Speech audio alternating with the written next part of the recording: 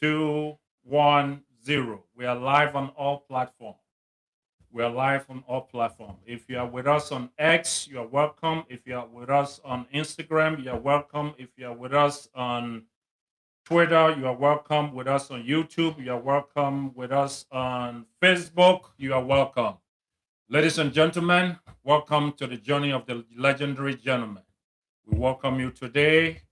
And in house with us today is the honorable man, Dr. Robert Johnson. He's here with us today in studio. He's here with us today in studio. We welcome you, Dr. Johnson. We welcome you. We welcome you. Welcome you. Pastor John, you're Yes. welcome. We are welcome. We are welcome. I would like to give everyone the opportunity to reintroduce themselves. If you're on Facebook will have no copyright to any music that we play on here. We have no right to any music or song that we use on here. We will be back in 12 seconds.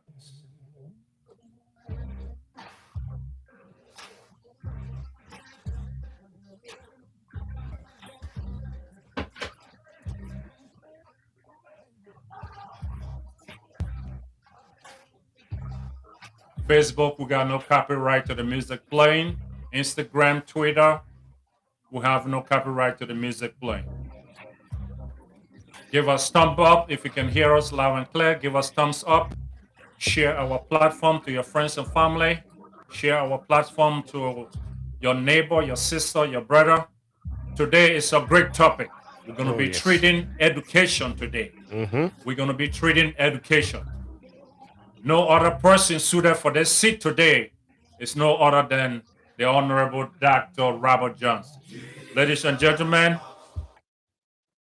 Dr. Johnson, you're welcome. Can you reintroduce yourself? Yes, sir. I'm Robert Johnson. I am a retired professor from St. Cloud State University.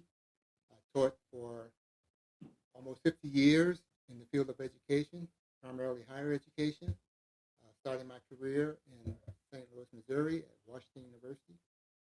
In addition to teaching at St. Cloud State University, Washington University, I also taught at Grambling State University in Louisiana, and been in St. Cloud for the past 40 years, working both at the university and also working in the larger community of St. Cloud, Minnesota, and also in the larger state arena, and also have done international educational activities as well. So I'm pleased to be here, and I'm honored to address some of the issues that you have raised in terms of the education and the situation that African Americans face within the context of the United States. Thank you, thank you, thank you, thank you, thank you, Thank you, Doctor. You are welcome. Thank you, thank Yep. you, Doctor. Thank you, Yep. thank you. Pastor John? Yeah. I'm so excited. I don't know if our people out there are also excited. It's an honor for us to have here in the studio our doctor to be here and being a blessing to us. And without wasting time, I will uh, I will let Deacon um, start with the questions. I know you guys are also excited.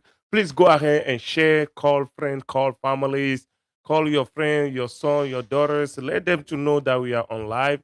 Let them connect, let them join, and they will be also blessed.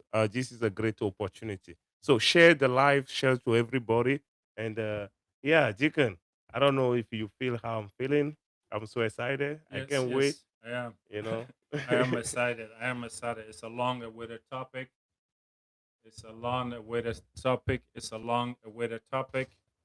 And we are, our IT guy is not in today. We're going to improvise and do all we can.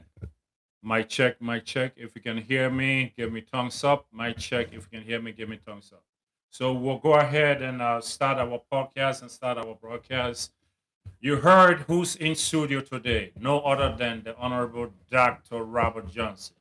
Welcome you, sir. Welcome you, sir. My pleasure. Welcome you. Welcome you. Welcome you. We are treating the topic education today. Friends and family, education is the key. as the old folks said during the days we were coming up in our young age. Our parents told us, you have to go to school, you have to get educated, you have to go to high school, you got to go to primary school, you got to go to college, you got to get educated. And we follow suit. We went to colleges, we got graduated, we got our degrees, we got our diplomas. Those who couldn't make it continue, those who made it. And today we have with us a doctor who completed it all. He went to school, he completed his primary school, secondary school, high school, got all his degrees, and became a doctor in his own studies. Dr. Johnson, welcome, welcome, welcome, Thank you, welcome. sir. We'd like for you to be comfortable in our studio, and we know you're in the hot seat, but we're gonna make it easy for you. Oh, okay. We're gonna make it easy for you. So, our first question here today, we're gonna dive right into it, ladies and gentlemen. If you're in studio land, share our platform. Our first question here to you today is a reference to the funding gap. The funding gap in education in America has become an issue in the African American community. And our first question here to you is, how do current property tax based schooling, funding models, and appropriation impact Black students, and what legislative shift are required to achieve equitable resource distribution? Resource equitable distribution. So, Yes. Let me just first say that I was happy to receive your invitation to appear on your podcast. Secondly, I was impressed by the range and the depth of the questions that you folks posed. Mhm. And I have to say that typically, with that range of topics and issues, if I were still teaching, that Mm, would be the stuff of a graduate or senior seminar mm. in college and university. And what we would do is we would take a whole semester to address this one set of questions. Wow. wow, Wow. And each week we would take one of those questions, Mhm. and for 2 or 3 hours we would explore it in depth. Wow. So that's to say that each of these issues is important. Each issue is involved, that is very complex, has many nuances, and um, it will require some consideration and some thought to arrive at type of answers that you're seeking for these questions. Yes, So let's start with yes. the question about disparity in funding based on local Property property tax. tax. Yes, sir. So in order to answer that question, the first thing we have to consider is that in the United States, I know you have a global audience, so it's very important to uh, explore the nature of funding in education in the United States. Here Okay. we have a decentralized system. What that means is that the responsibility for education or schooling is delegated to each of the 50 states and territories. Okay. Okay, and then these states and territories, especially the states, will delegate that responsibility generally to local education agencies, typically called school districts or local boards of education. Okay. In contrast to countries that have centralized systems, and given your backgrounds, you probably come from a country that had a centralized system. In other Mhm. words, the national government Yeah. controlled the educational structure, the Mhm. funding, Mhm. and the curriculum and other aspects of the system. Yes, Okay. sir. That's not the case here in the United States. Mhm. So you take North America, for example, major Mm. countries here in North America. The United States has a decentralized system. Canada has a decentralized system. And Mexico has a centralized system. Oh, okay. Okay, so, Mhm. so there's variation in how schools are governed and funded in the United States. Okay. Okay. Secondly, in the United States, the funding sources will vary by state. So there are several sources of funding for government in the United States. One is the local property tax. That's not the major source. Okay. It depends on the state.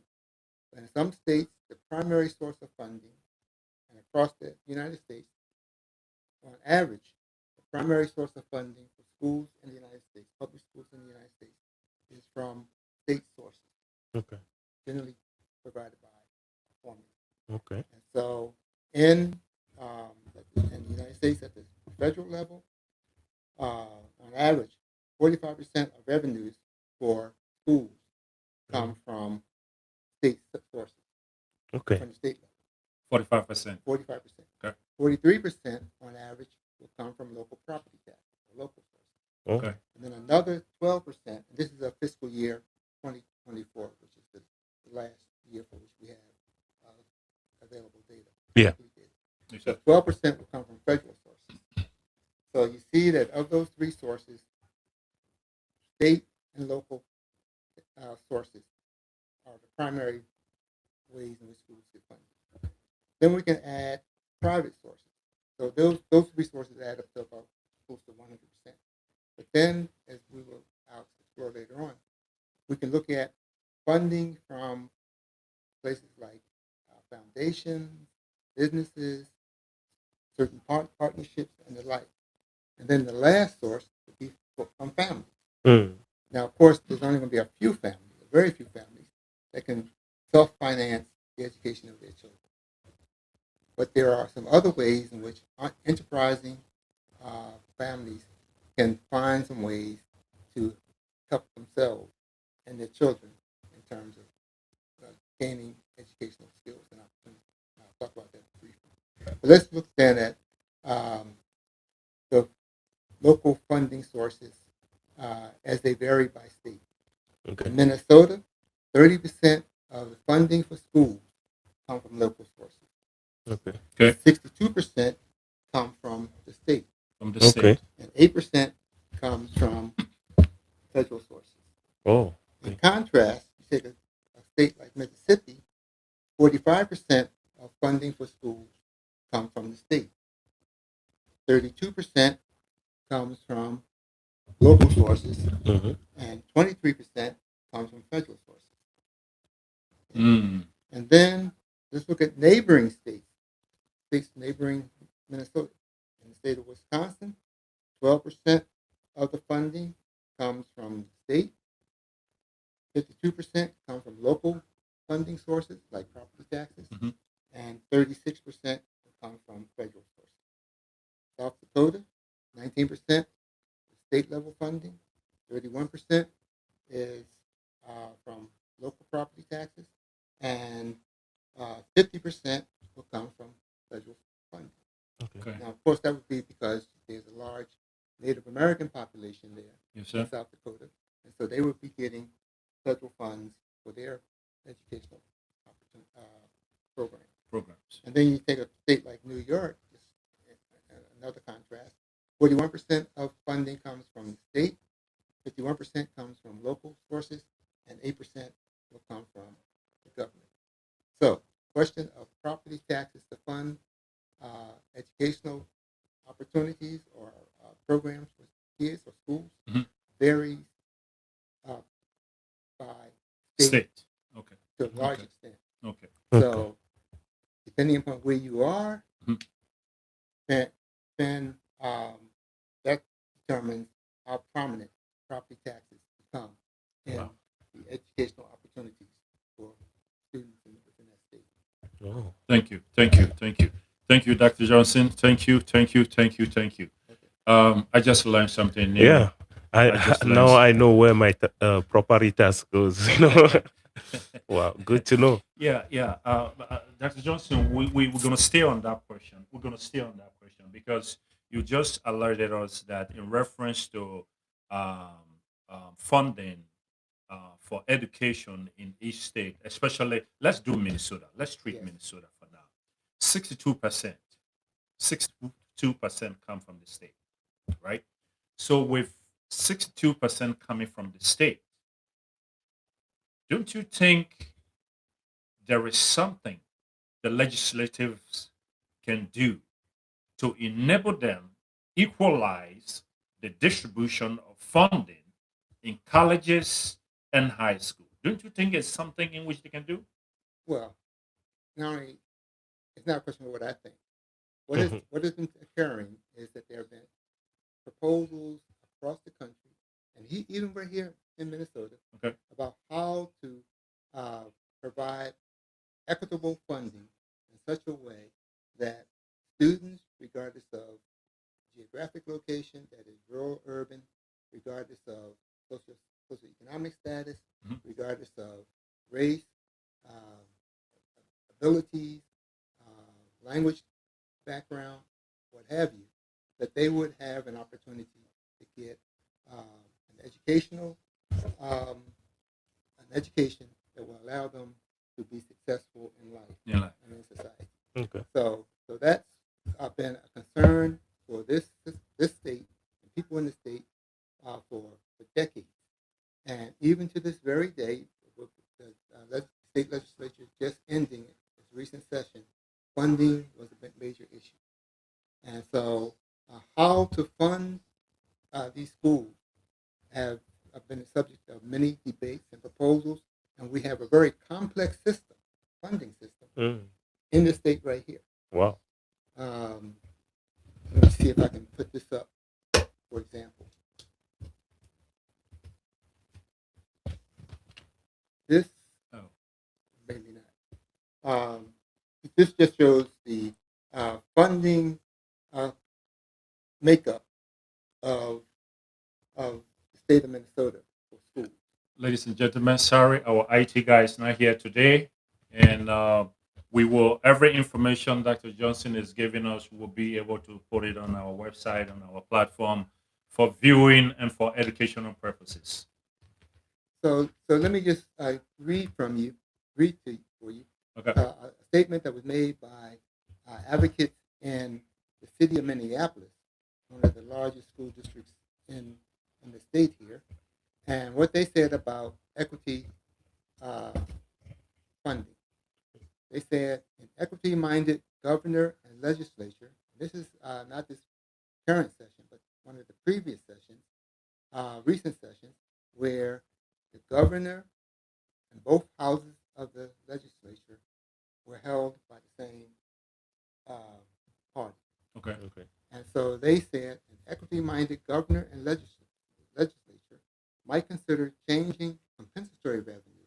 Compensatory revenue is just one small piece, about 8% of the total funding package that the state of Minnesota provides to schools in the state.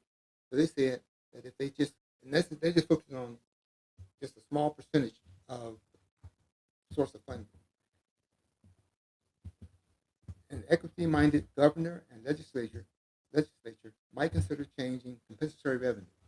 These changes could include counting students who qualify for reduced price meals as a whole student in the formula, setting a baseline amount of per qualifying student for all schools with qualifying students to provide a baseline of services and increasing the overall level of aid so it was more consistent with research on the cost of meeting student needs. In other words, what they're saying is that we can address this issue. One way to address this issue is by changing or tweaking some of the formulas that are used to fund education.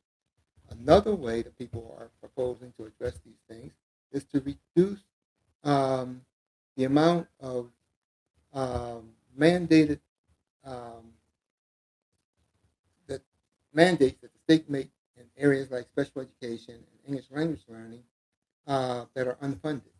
That is, to provide for the state to provide more money to local school districts and local schools to meet these kinds of applications. Yes, In sir. other words, the state requires local school districts to provide certain services and programs for students with certain conditions, be it special education, be it with certain types of disabilities, uh, certain learning conditions.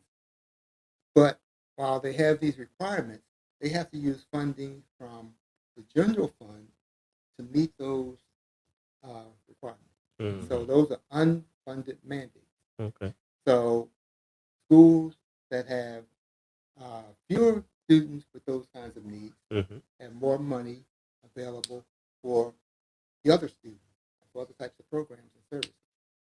Students, school districts with a higher concentration of students with special needs, um, different types of social economic conditions and backgrounds, then they will have less resources to use for other kinds of programs. Yes, sir. So the, the type of legislative change that we would see will depend on what at the macro level. It would depend on the state that you're in. It would depend on the type of funding scheme that that state has. It would depend upon how those funds are allocated, and even within a school district. Mm. So, take for example, Minneapolis. Yep. Minneapolis has some schools that have more affluent students, Mhm. and they have other schools that have a high concentration of students who Mhm. qualify for reduced and free lunch, Okay. meaning that um, they're poor, higher Mhm. concentration of poverty in some of those schools. So even within the same school district, how funds are allocated is a function of school board policies and programs and their sources of funding.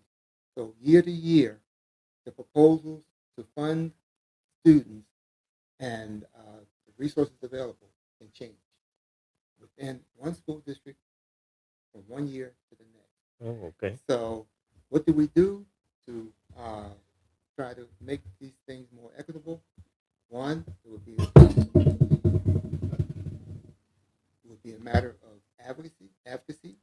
So, and this is what we see where school districts, parents, uh, board, school board members, and others, teachers, will try to um, lobby the legislature for more funding, or local school group stakeholders will lobby the school district, the local school board, to provide more resources to a particular school or program. Mm. Um, Parents will try to lobby across the board to either increase the amount of resources that are available to students or to redirect certain funding to their particular interests or needs and so forth.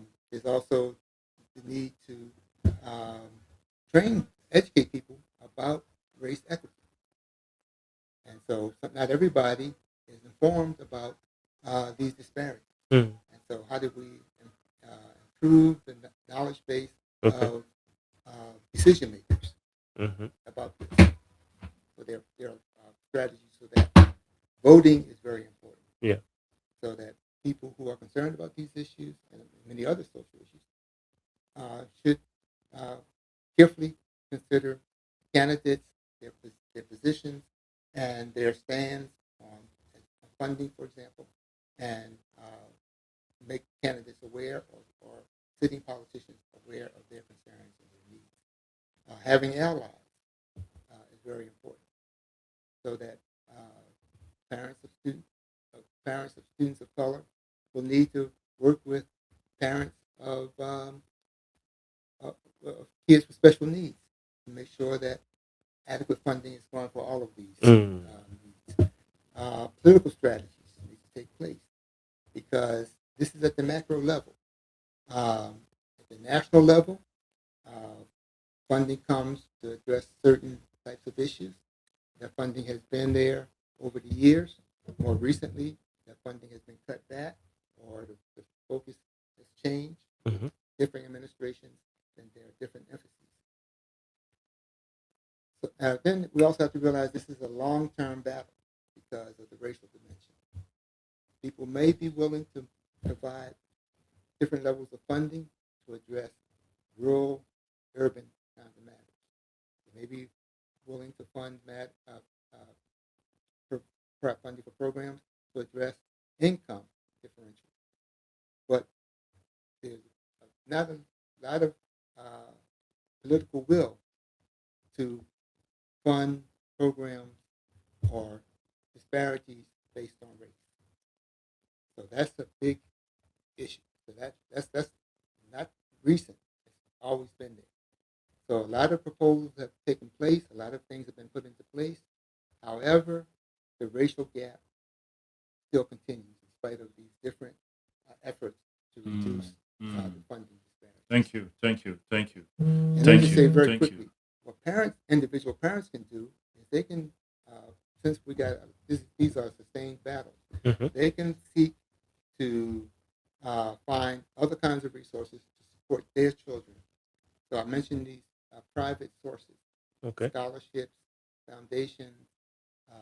Some employers have programs that will allow them to um, provide money for educational funding for their children and so forth. They can seek those Like types like of some jobs that propose to pay for school.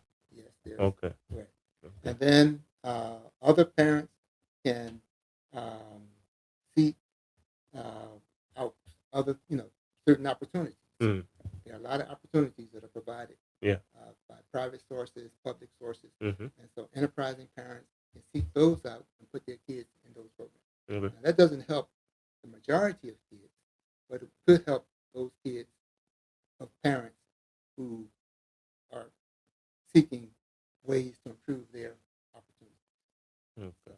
Thank you, thank you, thank you, thank you, thank you, Dr. Johnson. Thank you, Dr. Johnson. I learned during my earlier age when I was in school. They said when the teacher is talking, you sit down and you listen. You very listen. carefully. You take note. You sit down and you listen very carefully. Yeah. And Yeah. thank you for that explanation. Pastor John, Yeah. what do you have for Dr. Johnson in reference to the topic we are treating, education, before we move on to our second question? Yeah. I'm very impressed. So, my question is, so some of the schools that are not doing well, I don't want to say they are poor, Mhm. but we know all the school are not equal, and you kind of mentioned that. My question is it the government causing that, or is just the city or the leadership of the school? What's the cause of that? Because we know all the school are not the same, even though they are all in the same state or they are all under the same law. So what's the problem? It's all of the above that you Okay. suggested. Okay. And so it could be a function of leadership. A lot of times it's a function of um, policy, Policies. right? Okay. And so um, school boards, school administrations Yeah. may develop certain policies Yes. that they think will benefit students. Okay. Some of these policies may be more beneficial Yeah. to certain groups of students than to others. So it's very important to look at those policies and see what kind of impact they have on students. On the other hand, you may have some very good policies, Mhm. but they're not being carried out very well. Okay. So it's a function of leadership. Yeah. And so again, the critical parent or those folks who are concerned about the well-being of children, especially children of color, and they will need to examine why what appears to be very good policies, very effective programs, are not doing what they're supposed to be doing. Okay. And question, is it a question of implementation, allocation of resources, competency of the people who are responsible for managing these programs? Hmm. So these are factors. Another thing may be, and this is getting to your next question, but what's happening within the schools? What's happening within the classroom? What are parents doing to support their kids? And so if there are some parents who are helping their kids with homework or encouraging their kids, as you both said, you've been instructed by your parents and by your elders to be very respectful of the educational process, to use it as a benefit for your well-being. Not all parents have that value. Mm. Not all parents communicate that value to their kids. Mm-hmm. And so to that extent, then kids may not be taking advantage of that which is being offered to them. and you folks have had the opportunity Yeah. to experience different educational systems. Mhm. And so, you know, in some countries, education may be required, may be mandated by state law, federal, national law, but parents have to bear the cost of tuition, uniform, Yeah. meals, Yes. and the like. Everything. Okay, you know firsthand. Yes. Okay. On the other hand, when a lot of immigrant families come here, Yeah. they find out that schools provide Food. food, there's no tuition, Yeah. they provide books. Yeah. Many times they provide supplies, or Yes. if supplies aren't available through the schools, Mm-hmm. they're available through other sources, private sources, Yes. and the like. So kids need to show up in the school And just and apply learn. themselves. Yes. Okay, you know exactly what okay, it's resonating with me.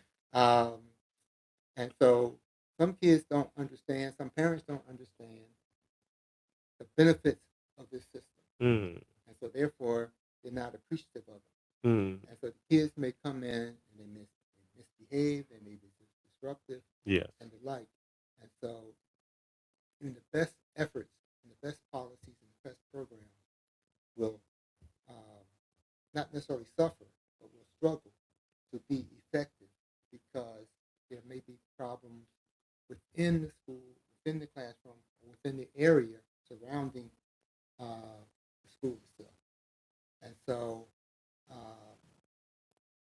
those goals, those objectives, those educational goals and objectives that school districts, school leadership may have for students and families Yeah. may not be as successful, as effective with some students because of extenuating circumstances. Yeah.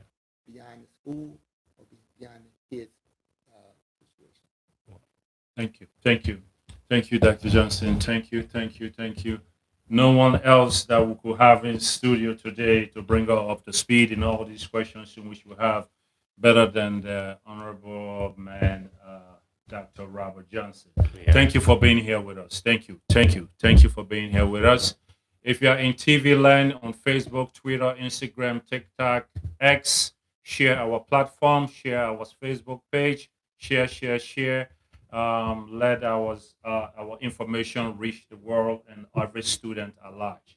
Dr. Johnson, we'll move on. We'll move on to our next question. And I would just like to put a caveat out there. If we don't complete every question we have on here today, you might be having a return match with us. Even if we have to come to your office, we are willing to do so. Yeah. Our studio is mobile, so we can come out there. The second question here is in reference to disciplinary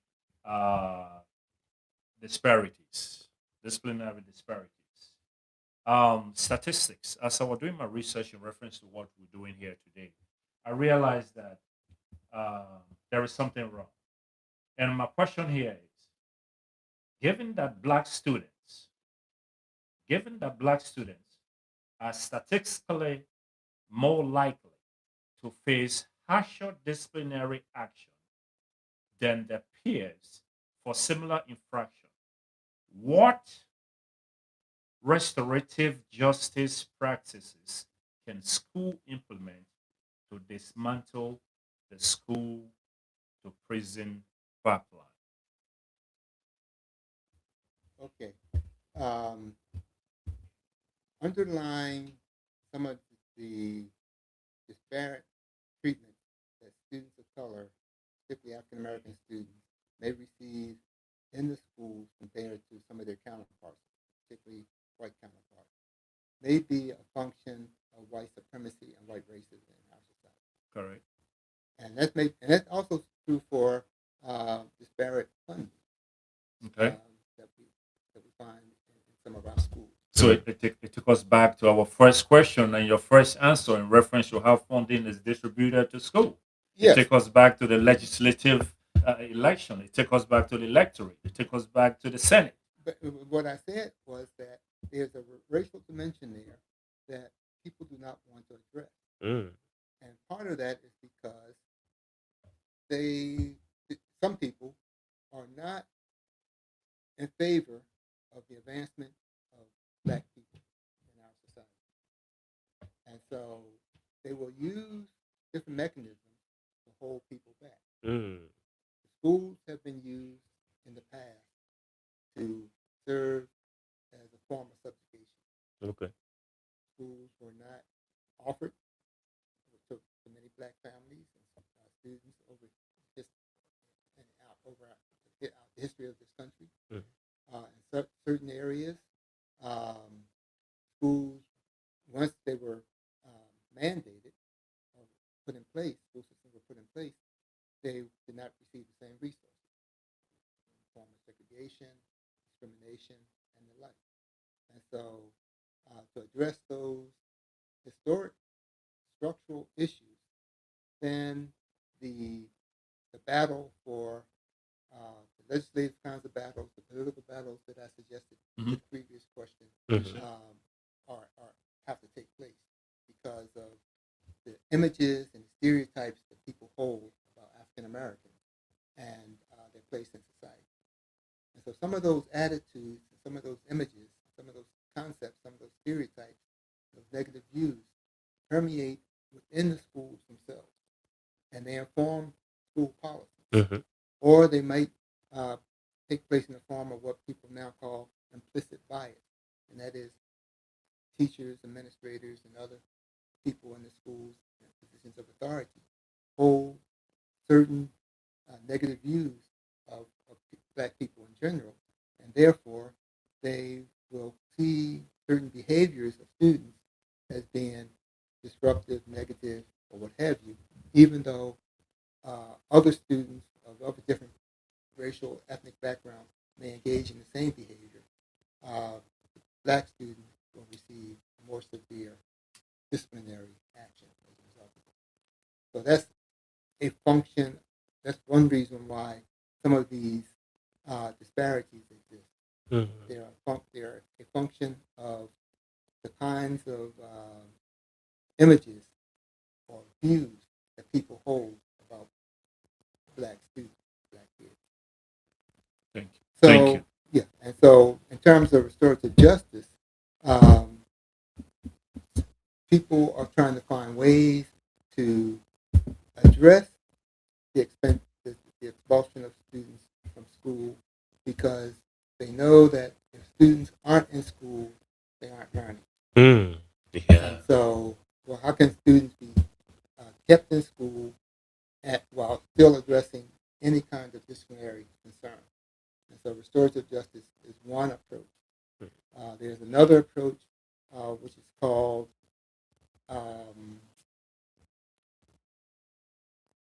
positive behavior intervention strategies, or positive behavior interventions and supports.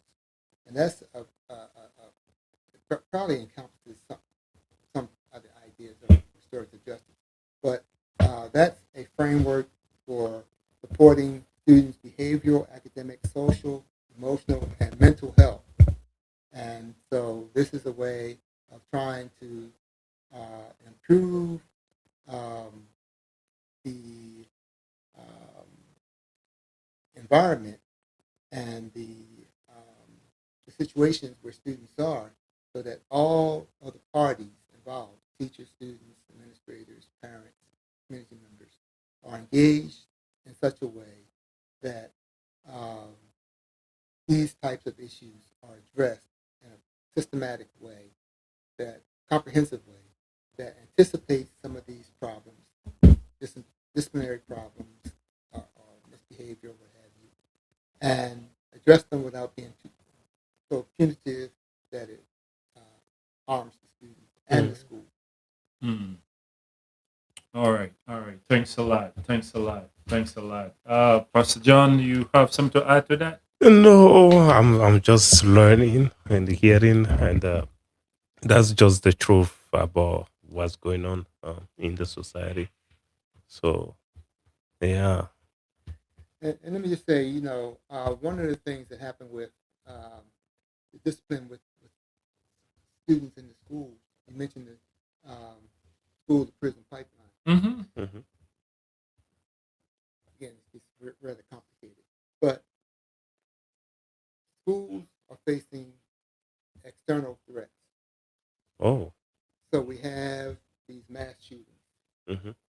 And so as a result, we have to ask the question about school safety. And so in response to some of these issues, school resource officers, in other words, uniformed police officers or ununiformed police officers, but Mhm. trained police officers Yeah. are placed in the school. And they're there as a safety factor, and they work with administration and parents and teachers and others, supposedly to provide a safety Safety. factor Yeah. for the students Yeah. and the teachers. Unfortunately, Mhm. one aspect of that is that sometimes the schools turn over their disciplinary policies and practices to the school resource officer, and then they will intervene. And so we find some of our students getting arrested and removed from the schools uh, through law enforcement practices or tactics, Mm. and not through school behavioral or educational practices that would address some of the emotional, social, family factors that might be responsible for that behavior. So as a result, if the more kids get engaged with the criminal justice system or the juvenile justice system, then the less likely they are to graduate, the more likely they are to incur other kinds of social problems down the road, and hence they will have a higher risk of being involved in the criminal justice system Mm. in other ways. So that's where that school to prison Yeah. pipeline School to concept prison pipeline. comes Yeah. into play. Yeah. It has been affected in part by the placement of police officers in the school. On the other hand, some parents and some communities want police officers in the school because of conditions around the school. This is in some places where there are Location. drugs, gangs, Yeah. Yeah. The rough neighborhoods. violence in those communities. Yeah. And so to keep that type of activity out of the school, they have the police presence there. So in order to address that, then there needs to be a clear delineation between school policy and responsibility for handling disciplinary matters Mhm. and law enforcement or police officers handling criminal activity, Yes, sir. and not mix the two. Thank you. Thank you. Thank you, Dr. Johnson. Thank you. Thank you. Thank you. Thank you for being on here. Time if I spend is 6:41. If you are out there in TV land, share our platform, share our page. We are here in the studio today with Dr. Robert Johnson from the St. Cloud State University. Mhm. And we are learning a lot. Oh, we are yes. learning a lot. And with education the way it's set up, it's a very technical topic. Mhm. It's a very technical situation that we find ourselves in. And sometimes to the parents out there, it's good to look into the system. It's good to look into your child welfare, your child well-being. It's good to check on them. It's good to know what's going on in school. It's good to set them down after school and ask them what happened today in school. Did your teacher look at you funny, or did the disciplinary person call you in the office? Did the police pull handcuff for you and drag you to the office? It's good to know what's going on in your children's life, because if you don't know, sometimes the school does not send a letter home or update you that the police grab your child from one classroom to another classroom and they squash it right there. You don't know, but all those information have been documented, writing, and put in the file in school, and Yes. that file is getting thicker and thicker and thicker and thicker and thicker and thicker. Mhm.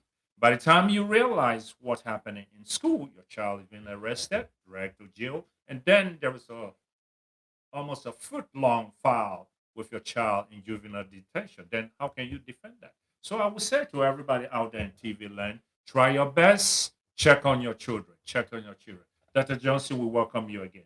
Thank We you very welcome you much. again. We welcome you. We welcome you. Pastor John, you have something to add before we move on to our next question. Uh, And in 3 minutes, we'll be going on break. We'll be yeah, back in I 40 think we seconds. can go on break for now, and we'll be back. This is very amazing information for us and for the community. So please share, like, and share to friends and people out there to be aware of what's going on in our education system. Yeah, thank you. Thank you, thank you, thank you. We'll take a 40-second break. We'll be back, and we are going on break now.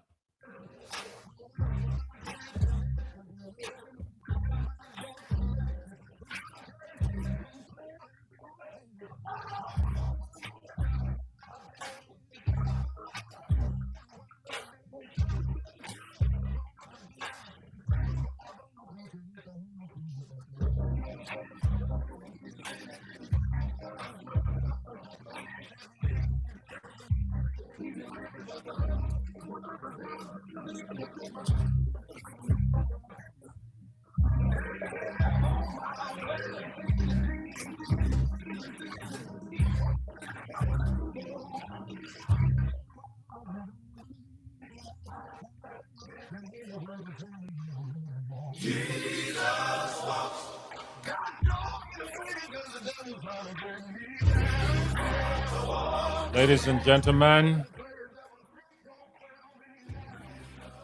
we're back live in studio. We're back live in studio. Ladies and gentlemen, we are back live in studio.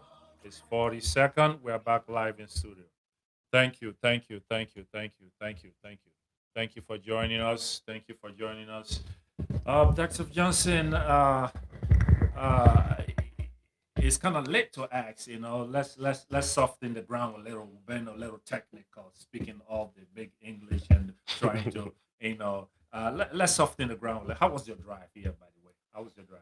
How Oh, was it your was drive? wonderful. Yes, sir. Yes, sir. Yes, My sir. wife came down with me and she did the driving, so I just enjoyed the scenery. Okay, okay, okay. That's a good thing. Whenever you have somebody to drive you, I used to travel state to state, and driving is not for the kind heart, for the faint hearted. Yeah, yeah, yeah. Pastor John. Yeah. I'm so blessed to be here today. Listening to all these education system and what's really going on. Uh, so my question is, do we have to be selective about the school that we send our kids to? Yeah, that's a $250,000 question right there. Do I have to send my child to St. Cloud State or send her to Minnesota or Yeah, Mankato State? because I think most of the time people check the schools that's closer to them, Hmm. uh, or maybe cheaper. So they don't look at the bigger picture, right? Yeah. A friend of mine was telling me he live Elk River Mhm. and his kid go to the school somewhere in Minneapolis. So the wife have to drive because there's no bus from Here to Elk River Minneapolis. there. To So Minneapolis. she have to drive them to Mhm. school there, to that school, Mhm. specific school. And the end of the class, three something, he have to go back and pick them. So I was like, okay, it must be something special about this school, Mhm. right? So do we have to be selective about school? And what do we need to check before sending our kids to those schools? Yes, sir. Excellent question. Yes, parents need to be very concerned about the schools that they are putting their children in. Yeah. Um, as you both indicated, parents need to be diligent and involved. They need to um, check out who the teachers are, Hmm. who the administrators are, the curriculum, Okay. their policies, Okay. to the extent that they can talk to other parents who are similarly situated Oh, in yeah. terms of background and interests and values and things of that. That's good to have. Good to have that information. Parents can look at the school district Hmm. itself and look at some of the metrics in terms of graduation rates, especially graduation rates for children of color, uh, disciplinary policies and practices, and the disparities in how children are treated in the schools, as far as suspensions, expulsions, those type of things. What are, if there are concerns about um, student behavior or family circumstances, how are those concerns communicated to the parent? Daniel addressed that earlier when he talked about our schools notifying parents when there are concerns. Our parents uh, alerted to any possible potential problems or actual problems taking place in the schools, especially with their kids. And so these are matters that parents should be investigating, addressing, trying to stay on top of as much as they can. In terms of selecting schools, there is the possibility of school choice, and so some districts will allow students to come in from outside of the district, and that enables parents to identify schools that may be more suited for their kids' interests and their kids' circumstances. Of course, that puts an extra burden on the parents to take the kids there and be involved with the school activities, be it after-school activities or programs taking place in the schools. But that's what it takes for a lot of students to be successful.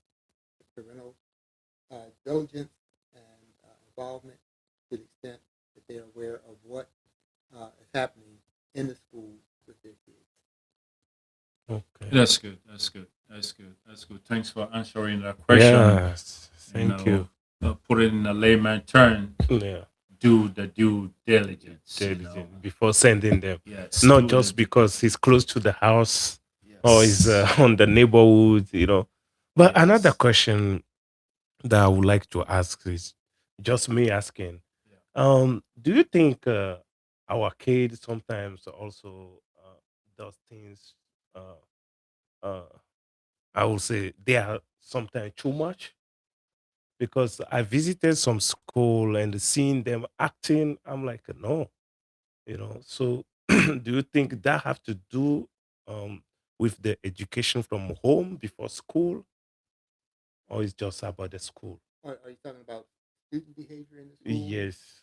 And what type of behavior Uh, have you observed? in general, their way of acting, the character, going to the maybe a little bit of violence side of it. Unfortunately, mass media has an influence Mm, on, those information. on people's attitudes and perception, Yes. Mm, Yes. and students' perception of themselves. yeah, And so um, many students think that they should behave a certain way to be because respect. because of what the media suggests to them. It's pushing out there. Yeah. Okay. And so if you're African American, Mm-hmm. you're supposed to have a certain kind of swag, or, Yeah. approach, or attitude, or Yeah. some kind of game, Mm, certain way of dressing, talking, yeah. things of that sort. Even if that's not who they are, that's not their authentic self. Yes. I was just at a graduation ceremony or a transition ceremony involving eighth grade students Mhm. getting ready to go to high school. And they had two speakers there. And these were people who were in the same boat, who come through the same system, and they spoke to the students. And one of them had some involvement with law enforcement, criminal justice system. Mhm. He was a very outstanding, promising student, athlete, so forth. But he told the students, don't be influenced by your peers. Don't be influenced by your community. Don't be influenced by the media. Mhm. Okay. Be authentic. Be your genuine self. Yes, Know sir. who you are. Know what you want, and pursue that. And so, to that extent, then students won't engage in that kind of behavior Yeah. where they're doing things that they think will make them cool or acceptable to their Yeah. peers and to Cool. others. Yeah. Mm. So, Yeah. Wow. Mm. Wow.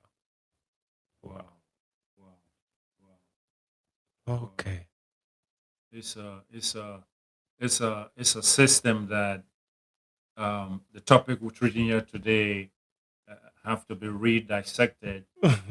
It have to be revisited. Oh yes, Uh, yes. it have to be re-echoed, and we need to bring light to it. You know, on a quarterly basis, or if I be left alone, I would say on the monthly basis. Because I mean, come on, Dr. Johnson, we got children out there coming up in life, and they are coming up in a system that, if you look deep into the water, you realize there is a system, there is a strategic system that navigates every educational outcome here in America. And if you don't look carefully, you insert your child into a system that they become victims of that system. Mhm. You understand? Yeah. And if you don't look carefully, your child deviates from what was being taught at home to Mhm. something else that has been taught in the street or in the school. Yeah. Because from basically, what will I say, from sixth grade to 12th grade, at the time in which children are most influenced, Yeah. they want to be part of, like what you stated. They want to submit to peer pressure. They want to be part of the team. They want to Mhm. carry the swag. Yep. They want to be part of the crew. Yes. We all did it, but thank God for my grandmother. You come home acting the fool, she straighten you up real quick. She straighten you up. But these days, and it lead me to a question, Dr. Johnson, discipline. We're talking all this about education, talking all this about systemic setback and whatever it is. Discipline. Um, what in school right now that I can point at that is a rigid disciplinary system that when I implement for a child or on a child, it will have an effect on them both physically, mentally, psychologically in any school. Yeah. Well,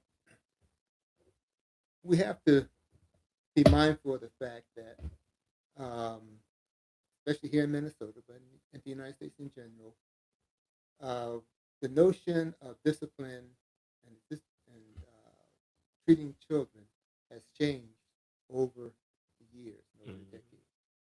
And I know that uh, when I was a child, decades ago, eons ago, and maybe you folks in your background, uh, parents and teachers and other community members may use various forms of discipline that are no longer acceptable, like corporal punishment. And so, I mean, for example, as Daniel, I've passed programs where we bring students from across the state and from around the nation Yes, to, sir. to campus St. Cloud State University for Mhm. summer programs. And these are children as young as 8 and 9 years of age and up to high school years. And uh, they stay on, it's a residential program. They stayed on campus and they interact with kids from all over the state, all over the world. And we had certain expectations for them.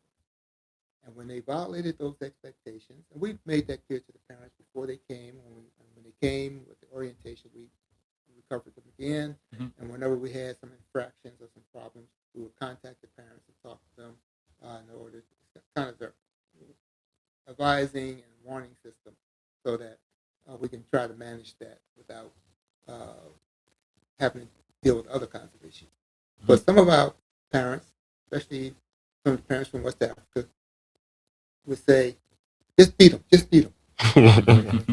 Now you got, that resonates with you. You understand where they were coming from. Yeah. But no, we can't do that. We wouldn't do that. But that approach doesn't work. So we used other methods in terms of discussing with the child why they're there. Again, consulting with the parents, Mhm. having people on staff uh, assigned to address these kinds of issues and the like. So the same thing in the school. We have to understand that schools are are required by state and federal laws and even local expectations to work with kids in such a way that it's a win-win situation for the schools, for the kids, for the staff, and parents, and other folks. And that could take the form of giving the kids more intensive attention in the way of professional help. Could be looking at some of the reasons why the kids may be misbehaving or feeling ill Mm-hmm. at ease in the schools. It may be home circumstances. It may be their financial circumstance.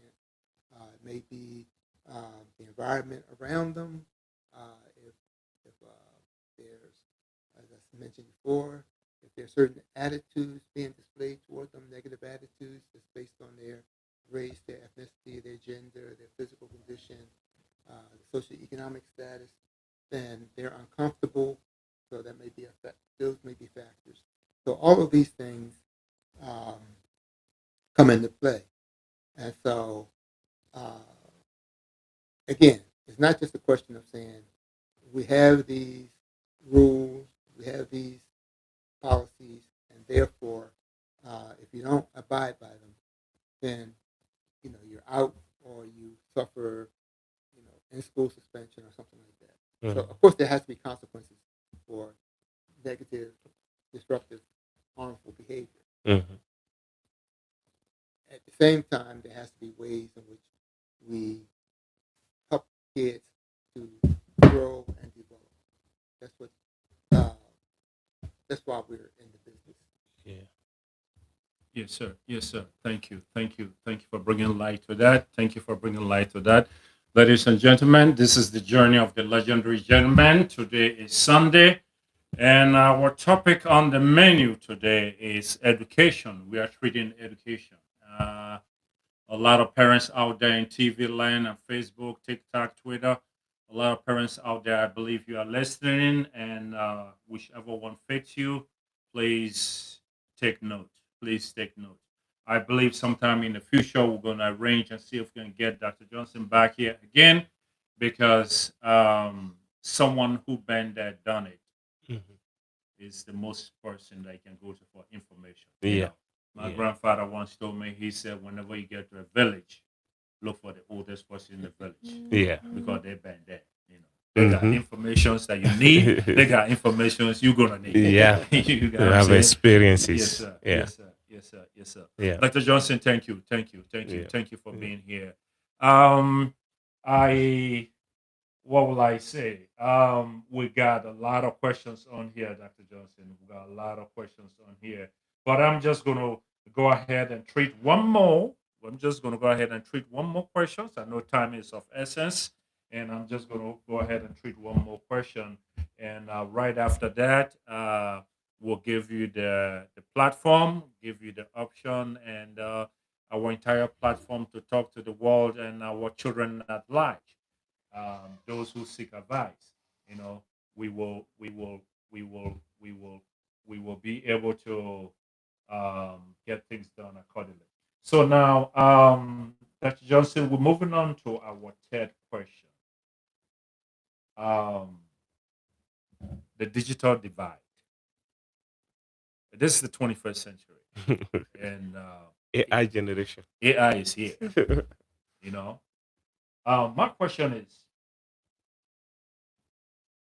in this and in an increasingly AI-driven academic world, what specific barrier do Black students in underserved, the key word there is underserved, what specific barrier do Black students in underserved communities faces regarding literacy and high-speed internet? Um, I re-echo the key word there, underserved, because I was somewhere in Mankato, somewhere in Mankato, between St. Peter and Mankato, and the family there live in a trailer house, and the little boy came outside complaining The internet went off. The internet went off. Every 5 minutes he run outside. The internet went off, and his dad tell him move the modem to the other window. Move the modem to the other window. You understand? When it comes to our community, you know, what would you say? What would you say? That's an excellent question, and it's one that's dear to my heart. I mentioned a couple of minutes ago that I've offered these summer programs for students, elementary, junior high school Yes, children sir. over the years. Mhm. And those programs were STEM based: science, technology, engineering, math oriented programs. Yes, In sir. other words, they were designed, one, to help students become more interested and aware of these different disciplines, Mhm. and two, to get them involved in them in some meaningful, practical ways. Yes, sir.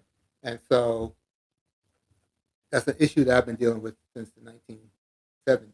And it's been one that's been, the country has been grappling with for centuries now. Yeah. But today, some of the issues are, as you just mentioned, the lack of access to high speed internet. Yes, sir.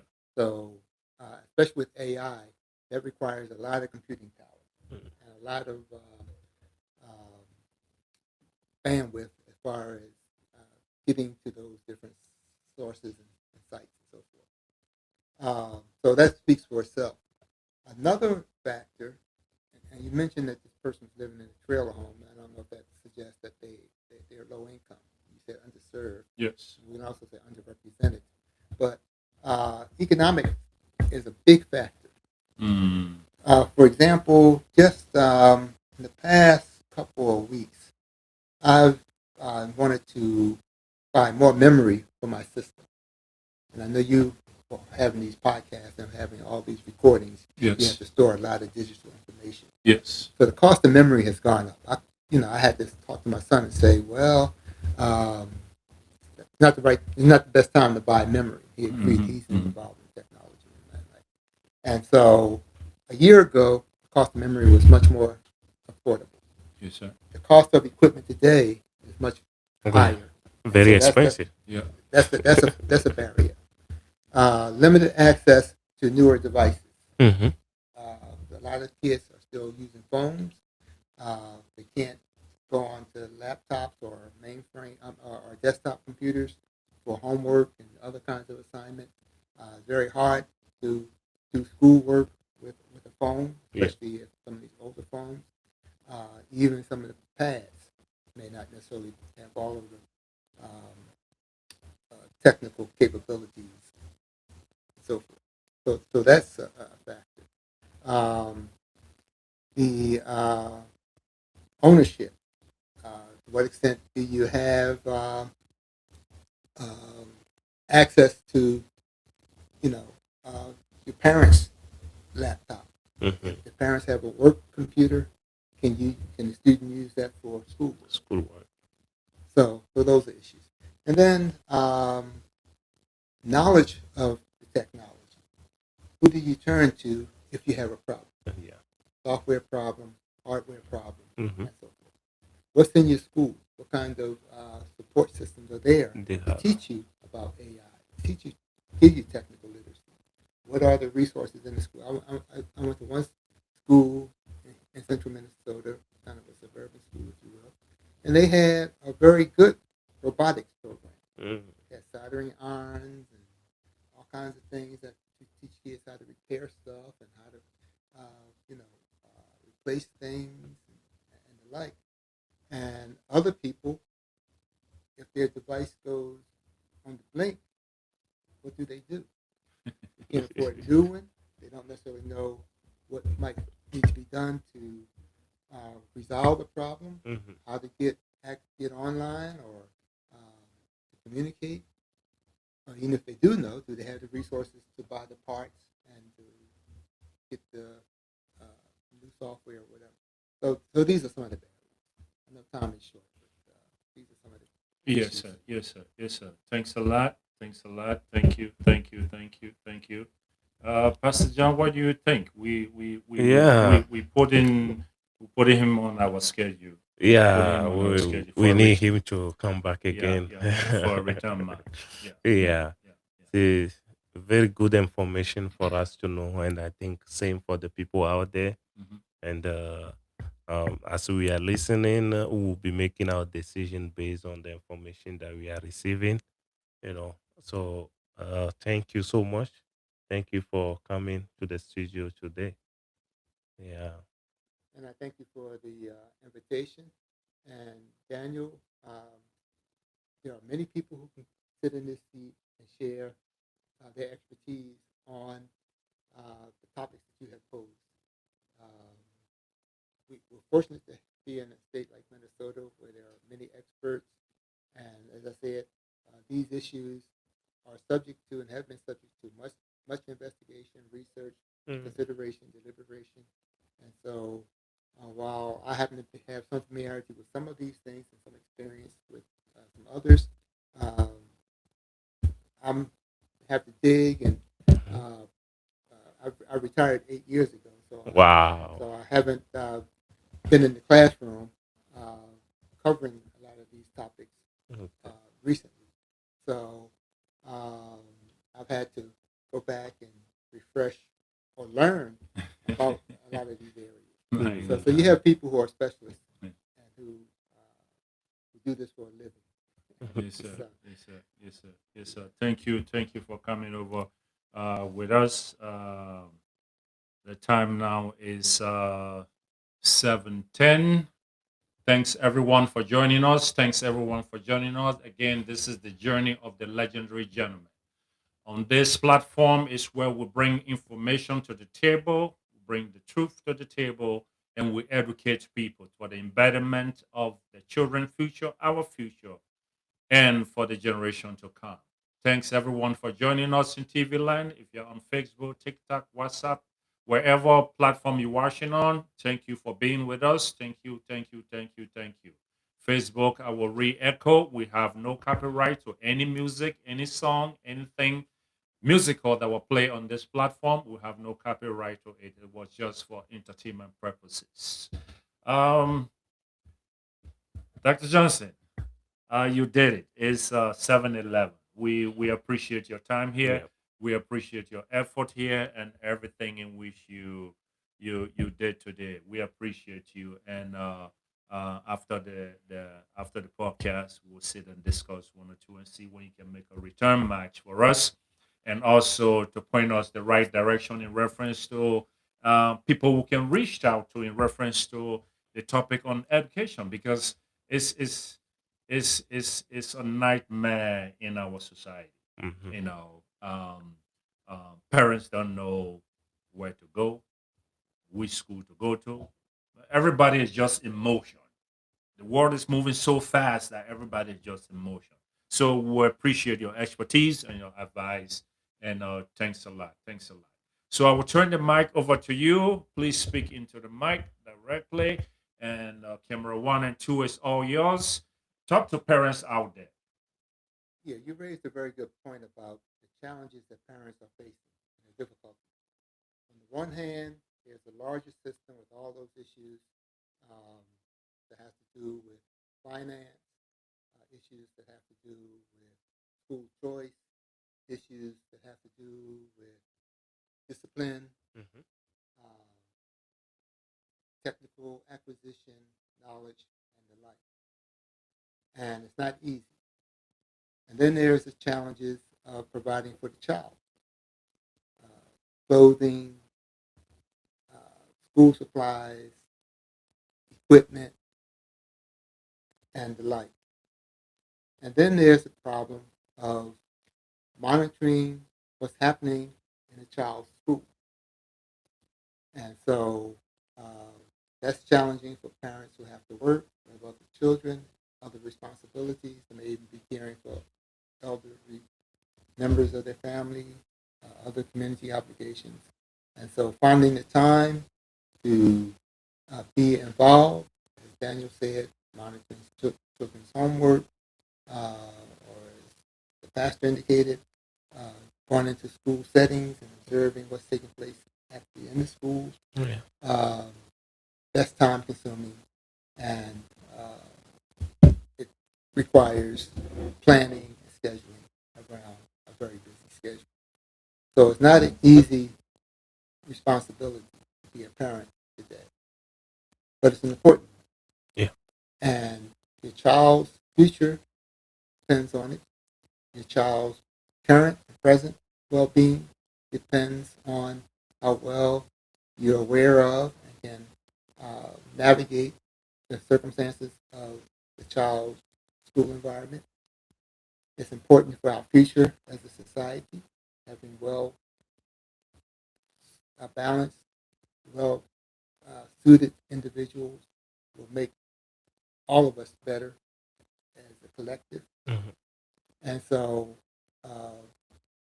it's something that we've had to do, we who are parents, that our parents, our grandparents have done. So it's possible. It's humanly possible. As difficult as it may seem. People have done it before. People are doing it now. And so if we partner with other folks who are engaged in the same enterprise, parents, other community members, other community organizations that have the same interest, the same intent, then that can help with this burden. So it's not something that has to be done alone. Throughout this graduation season, we heard time and time again at different commencement ceremonies, it takes a village to raise a child. Yes, sir. And so there are resources in the community to help people. Look for those resources, tap into them.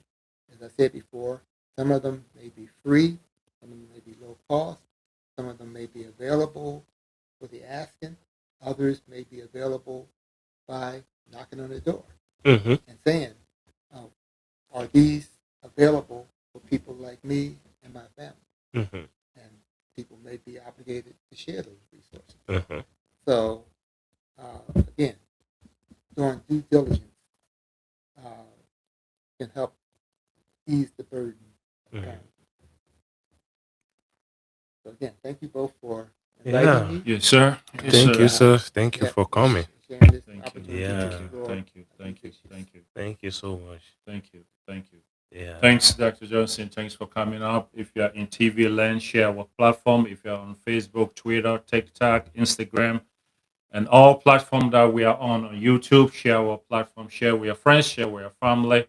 Thanks a lot for coming, Dr. Johnson. We appreciate your time and your effort. Time is fast spent, and hopefully we'll be able to get you back sometime. Hopefully. I know you got a busy schedule. Thank you. Thank you, Dr. Yeah. Johnson. Thank you. Thank Thank you. you for showing Thank you. up. Thank you. Yeah. Ladies and thank- gentlemen, we are calling it a day Yeah. on YouTube. We're calling it a day. Thanks for being with us.